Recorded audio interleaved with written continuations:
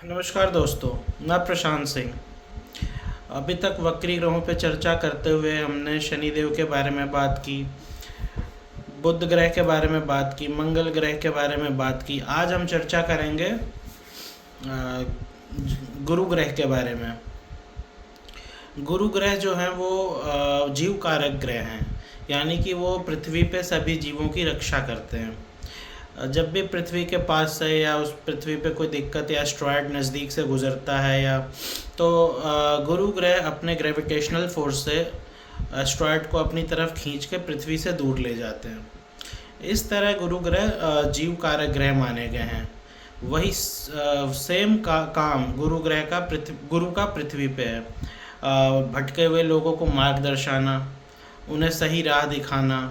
तो चलिए आज बात करते हैं कि अगर गुरु ग्रह कुंडली में वक्री हो जाए तो कैसा फल देंगे।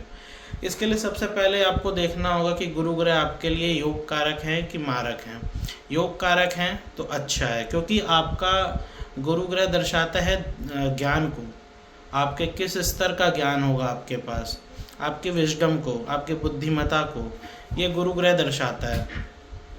जिनकी कुंडली में योग कारक होकर वक्री हो जाए, अच्छे जगह पे प्लेस्ड हो जाए, ऐसे लोग बहुत ही ज़्यादा ज्ञानी होते हैं, आध्यात्मिक होते हैं और परोपकारी भी होते हैं। उनके ज्ञान की तुलना आप दूसरों से जल्दी नहीं कर सकते, उनमें कुछ अलग सा ज्ञान मिलता है। ऐसे लोग कुछ धार्मिक भी अच्छे होते हैं। वो लोग लोगों की सेवा, जिनको दिखता है कि कष्ट में हैं, दुखी हैं, उनकी सेवा करने में हिचकते भी नहीं हैं। ऐसे लोग में आत्मविश्वास भी बहुत होता है। कोई भी कठिन कार्य हो करने में चूकते नहीं हैं, पीछे नहीं हटते हैं। आप कार्य दीजिए, कार्य करके दिखाएंगे और अच्छे से करेंगे। ऐसे लोग मुंह पे सच भी बोल देते हैं जो सामने वाले को कड़वा लग जाए। इन्हें इनकी परवाह भी नहीं होती, सामने वाले को लगे तो लगे, पर सच को सच की तरह ही प्रस्तुत करते हैं। ऐसे लोग बोलते कम है लेकिन गंभीर रहते हैं। जब बोलते हैं तो वैसा ही बोलते हैं कि सामने वाले को या तो समझ आ जाए या उसे चुभ जाए। ऐसे लोग बड़े उच्च पद पे भी मिलते हैं, गेस्ट्रिस्ट भी होते हैं, टीचिंग लाइन में काफ़ी उच्च पद पे मिलते हैं। ऐसे लोगों का ज्ञान अनोखा होता है। ऐसे लोग ना पत्रकारिता में भी आपको दिखेंगे शिखर पर, क्योंकि अपने ज्ञान के दम पे यह शिखर किसी भी गोल को अचीव कर लेते हैं।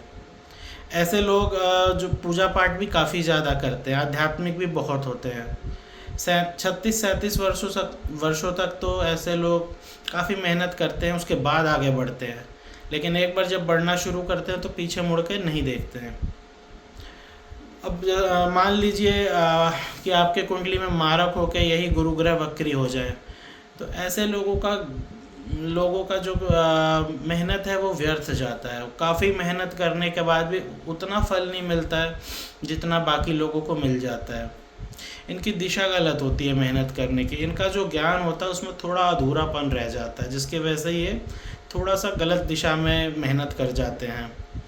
ऐसे लोगों का मान सम्मान भी कई बार ठेस पहुंचता है, क्योंकि मान लीजिए अगर थोड़ा ज्ञान अधूरा रहा तो ऐसे लोगों को समाज में दिक्कत होती है। कई बार देखा गया ऐसे लोगों की कुंडली में शादी भी काफ़ी डिले से होती है, और बच्चे भी पैदा होने में, बच्चे होने में भी थोड़ा डिले होता है। हो जाता है, ऐसा नहीं है कि नहीं होता है, क्योंकि गुरु ग्रह खराब भी करते हैं तो बहुत खराब नहीं करते हैं। इनकी दृष्टि भी अमृत तुल्य मानी जाती है। औरों की अपेक्षा मेहनत के बावजूद इनको फल थोड़ा कम मिलता है। इनके बहुत से केसेस में देखा गया है कि ऐसे लोग जो होते हैं अपने गुरु इत्यादि को कई बार बहुत ज़्यादा वैल्यू नहीं देते हैं। मतलब उनके लिए गुरु सिर्फ गुरु है, उनको ये अंदर से नहीं रहता है कि गुरु से बड़ा कोई नहीं होता है। तो ऐसे लोगों को वही जो सलाह है कि गुरु जनों की इज्जत करना चाहिए, गुरुजनों को काफ़ी सेवा सत्कार करना चाहिए।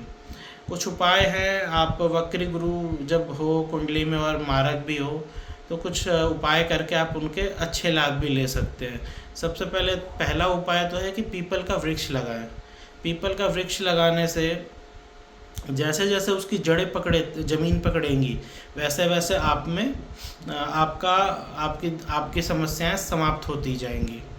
केले का वृक्ष लगाइए, केले के पेड़ को पानी दीजिए, तुलसी के पेड़ को पानी दीजिए, उसमें हल्का हल्दी मिला लीजिए।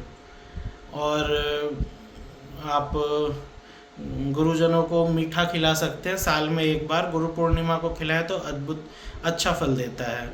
आप गाय को पीली वस्तुएं, केले, नहीं तो आप गाय को गुड़ खिला सकते हैं। गुरु ग्रह का जीवन में बहुत खास प्रभाव होता है, क्योंकि ये आपके ज्ञान को दर्शाते हैं, धर्म को दर्शाते हैं। इनका कमज़ोर हो जाना व्यक्तित्व को कमज़ोर करता है। तो चलिए आज के लिए इतना ही। अब अगले विषय पे जो बात करेंगे वो होगा शुक्र ग्रह। धन्यवाद।